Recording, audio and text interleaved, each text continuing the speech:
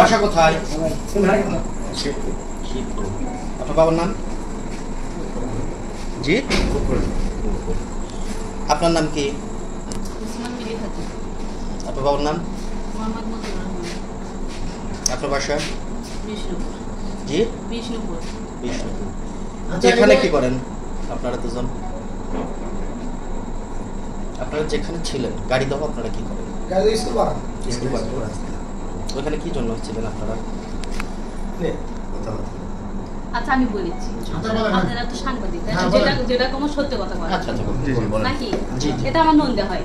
নন্দা বলতে বুঝি না, মানে ননদের স্বামী। জি জি, আমি আর জেউস হই, আমার ননদের যে মানে আমার স্বামী আর হলো সম্বন্ধে হয়। আমরা মানে অনেক দিন থেকে আমাদের একটা পারিবারিক, আমি নিজেদের মধ্যেই সংসারে একই সংসারে থাকি। আর ভাব ধরেন কেউ নাই আর নিয়ে এসে ঘর জমাই রাখছে। আর আমি তো আগে থেকে বউ হিসেবে আছি। আলামিন আমার স্বামী। তো আমার শাশুড়ি, ননদ, তারপরে হলো কার ভাসুর, নাই কেউ ঋণ করতে করতে করতে করতে এমন পর্যায়ে চলে গেছে, কম করে হলো 2-3 লাখ টাকা ঋণ আছে। আর সেই ঋণটা বাড়িটার প্রথমে করছে, একটা বাচ্চা নষ্ট হয়ে গেছে, তার প্রথমে পুড়ে ফেলে দিছে। তার জন্য এখন একই বাড়ি থাকি, আমি ওর সাথে কথা কই, এটা আমার ননদের সহ্য হয় না। আমার ননদের একখানে বিয়ে হয়েছিল, সেই পক্ষে থেকে এই সন্দেহের কারণে ছেড়ে দিছে। একটা মেয়েও আছে, 13 বছর বয়স হচ্ছে। এখন এই কারণে যখন বাড়ি করে তখন আমার সাথে একটু মানে একই পরিবারে থাকলে তো ভাবি হই, আলাপ কথা করতে হবে। ওটা আমার ননদের সমস্যা ছিল। ওই যখনই রাত্রে বাড়ি যাচ্ছিল তখনই গাড়ি পাঠিয়েছিল। আমার স্বামী আবার আমার ঢাকা চাকরি করতেছিল, তখন থেকে কোনো কিছু আইনে দিলে আমার ননদের সেটা সহ্য হচ্ছিল না। ভাবিছিল যে আমার সাথে কোনো সম্পর্ক আছে। এক কথা দুই কথা করতে করতে ওর সাথে আমার একটা সম্পর্ক হয়ে গেছে। তার সত্ত্বেও বাড়ি থেকে অনেক চাপ যে তোরা ওর সাথে সম্পর্ক করছো, তার ক্ষেত্রে বাদ দিছি। কতদিন আগে সম্পর্ক হয়েছে? কতদিন আগে? তাও ভালোই হবে, 2 বছরের মতো হবে। বাড়ি থেকে চাপ যে তুই ননদের সাথে তুই সম্পর্ক করছো। আর আমার একটা ছেলে আছে, তার 11 বছরের একটা মেয়ে আছে, 7 বছরের একটা ছেলে আছে। আমারও সংসার আছে, আমারও স্বামী ভালো, বাইরে থাকে। কিন্তু একের অত্যাচারে আইসা না কয়, খাগা না কয়, মানে কথা করতে করতে আমি ওর সাথে একটা যেটাই হোক সম্পর্ক করছি। আবার হলো কার যে ঋণের কারণে আমার ভাসুর এসে কিস্তির জন্য 6,000 টাকার জন্য আমার দিনটা ধরে ঘুম মারছে। আর বইটার খুব অসুখ, অ্যামান্টিসাইড হচ্ছে, ডায়াবেটিস আগে কারাতে, শ্বাসকষ্ট আছে। তা বাদেও আমার একবারও সমস্যা হয়েছে।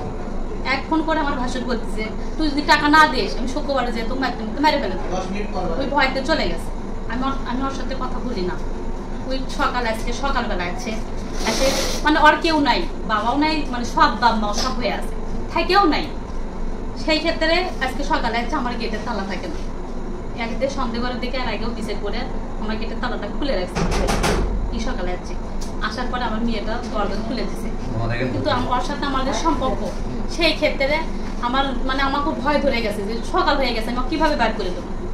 বার করে না দেওয়ার কারণে আজকে কখন আসছে বললেন? সকাল কয়টায় আসছে? আমাদের তাও 4টা 4:30টার মতন এরকম হবে।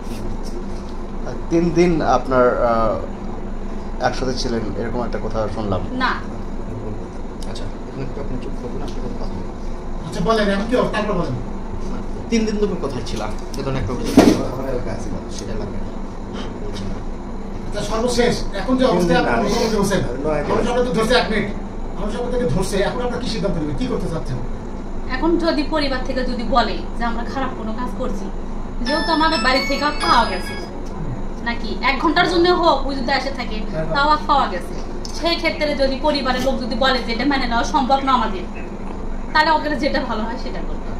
আরো কিছু শুনলাম, এর আগেও কিছু দরবার হয়েছে এই বিষয় নিয়ে। হ্যাঁ আমি তো বললাম 2 বছর হলে আমার সাথে অর্ধেক একটা সম্পর্ক। আপনাদের যেহেতু একটা সম্পর্ক আবদ্ধ হয়েছে, এখন আপনাদের মতামত কি? এই সম্পর্কের ভিত্তি কি রাখবেন নাকি রাখবেন? আমি বললাম তো আমার যেহেতু স্বামী আছে, ওর বউ আছে, যদি আমার বাড়ি থেকে তো পাওয়া গেছে, পাওয়া যায়নি, তাহলে অপরাধী কিন্তু আমি। 1 ঘন্টার জন্য হলো অপরাধী আমি, যেহেতু আমার বাড়ি থেকে পাওয়া গেছে।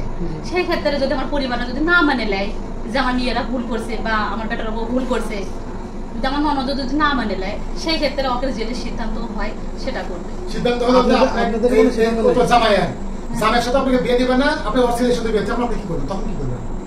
ওরা সিদ্ধান্ত নিল যে আমার বেটার বউ বেটার সাথে ভালো হয়নি, জামাইয়ের সাথে করতে দেবো না। তাহলে তখন আপনি কি করবেন? কেন দিবেন না কেন? তাহলে আপনি সিদ্ধান্ত কি সেটা বলেন। তাহলে তাহলে আপনারা আছেন কি কারণে? তাহলে আপনি কি চাচ্ছেন আমি সেটা বলেন। আপনি কি বিয়ে করবেন না করবেন না সেটা বলেন। আমি তো বললাম যদি ওরা মানে নেয় সেভাবে, তাহলে সেভাবে থাকা যাবে।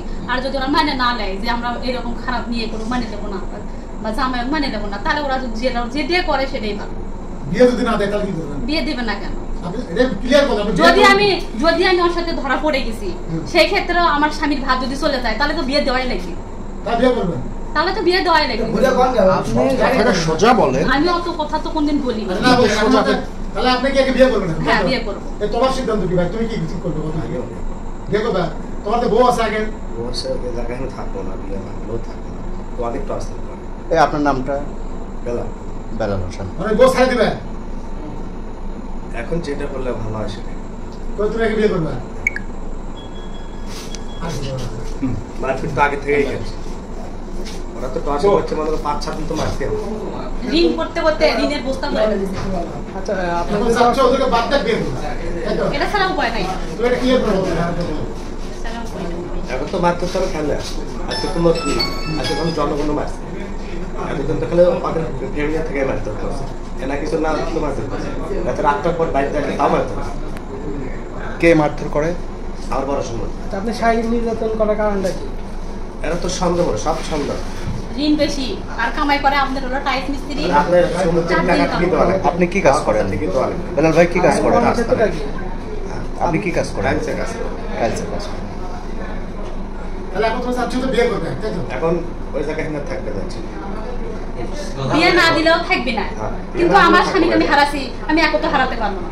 আমার জীবন তো চলা লাগবে। দুজন যদি বিয়ে করবেন? হ্যাঁ, বিয়ে করবো। আচ্ছা